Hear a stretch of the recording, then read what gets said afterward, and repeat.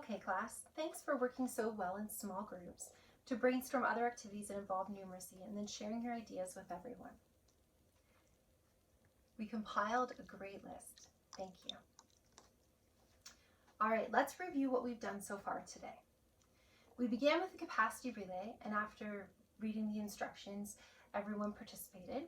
We discussed capacity and volume and participated in guessing checks, so we did some estimating and measuring.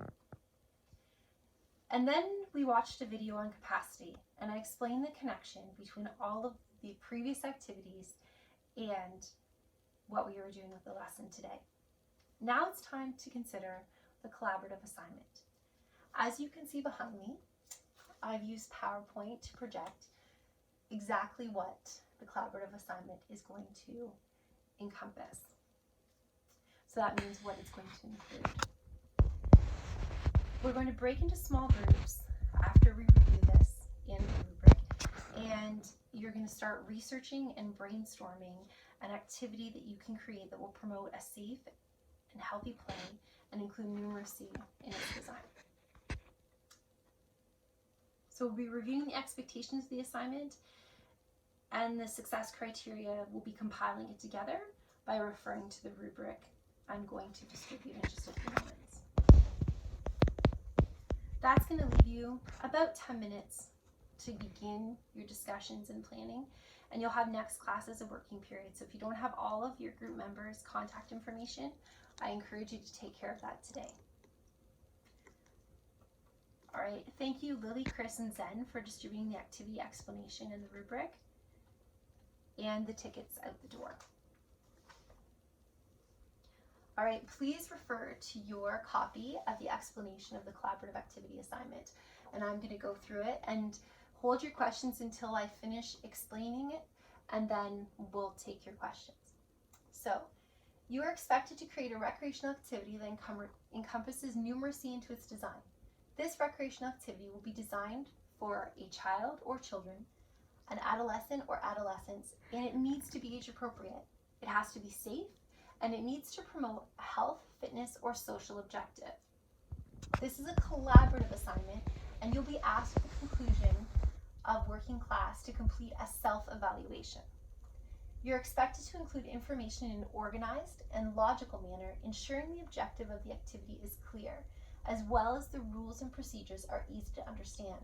Your spelling and grammar mistakes should not interfere with the ability for the target group to engage in your activity effectively. Do we have any questions? Chris? That's a great question. Not to worry.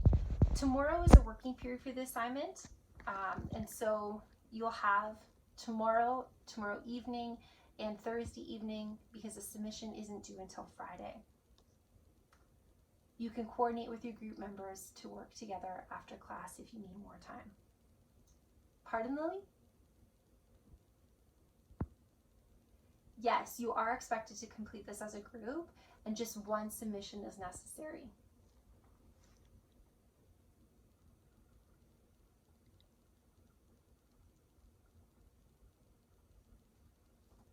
Zen, that's a great question.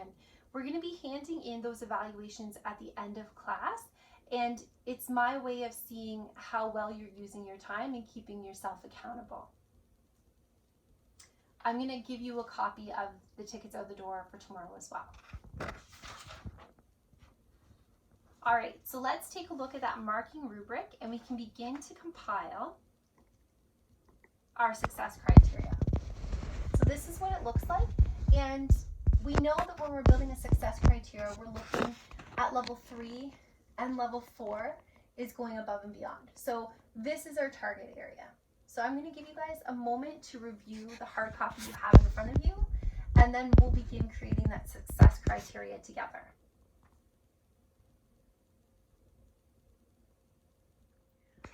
Okay, class, this is what we have so far based on the rubric that we've been examining and discussing.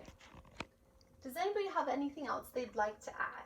So for the numeracy activity assignment, we've covered the 4 areas, so knowledge, understanding, thinking, communication, and application. Does anybody need anything defined that we have on here? Explained differently? Some examples?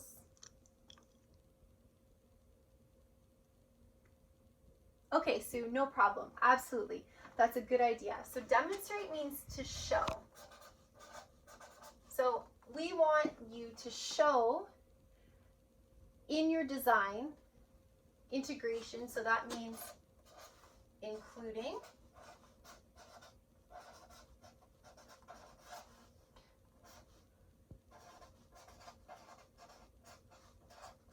okay. So it's not going to be an afterthought. Numeracy is not going to be an afterthought. It's going to actually be a part of the design of the activity, okay? So that's what integration means. So we want to see that you're showing a part of your activity as including numeracy. So that means dealing with numbers.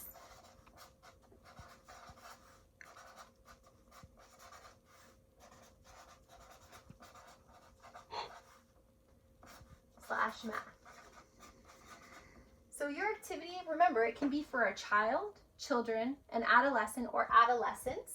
So the game needs to, or activity, needs to include numbers and math in it. So if you're designing it for a kindergartner, you're not going to be doing algebraic equations in your activity. You're going to be doing simple math. So you might be sorting based on shape, color, size. And if you're designing it for an adolescent, you're probably not going to have them skip counting by twos. Okay? So we want to make sure that it's age appropriate. And when we say a rec activity, so like you guys participated in that capacity relay today, there was movement involved, you were physically active. That's the idea, okay? So we don't want a sedentary activity where you're sitting at a table. We want you actually designing an activity that's getting students moving. Because remember, we need to either promote a health, a fitness, or a social objective. And we know that recreational activities are great ways to do all three of those things because we've learned that in previous classes. Okay, as far as thinking, when we say effectiveness, that means that it works really well, okay? So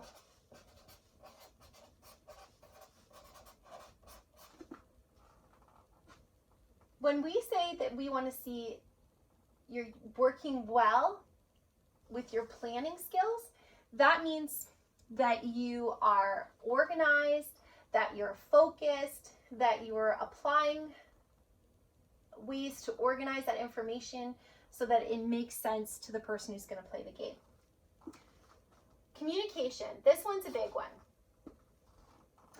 In order for people to be able to play your game, you really have to break down the steps, the instructions, or the rules really clearly in simple language that anyone can understand. And you have to make sure that the game is understandable to somebody who didn't design the game. So if you think about your favorite like childhood games, like card game, like Go Fish, really simple instructions, easy to follow. You don't need a lot of additional information to be able to play the game. So same thing with your activity, okay? You want to demonstrate conflict resolution and problem solving strategies as a group. So what that means is that if you guys have a disagreement about exactly what activity you want to do or what direction you want to take your activity in or the overall look of your activity, you need to use your problem solving strategies that we've reviewed in earlier classes to resolve that challenge, okay? I'm encouraging you to try and resolve this on your own. Come to me if you absolutely need some assistance, but remember, you're preparing for employment, and that's going to be a necessary skill that you're going to need to use in whatever career field you choose. Let's take a look at application. So we want to make sure that it's engaging. When we say inclusion of relevant elements, we don't want to include information that is confusing.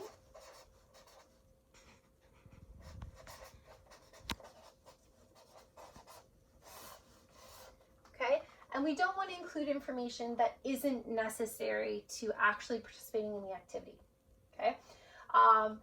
letting the people participating in the game know that your dog loves the color blue isn't really relevant to being able to participate in the activity.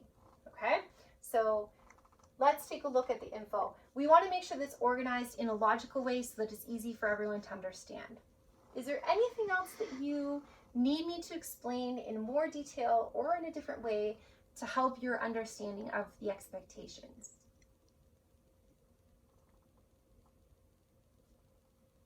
Fabulous.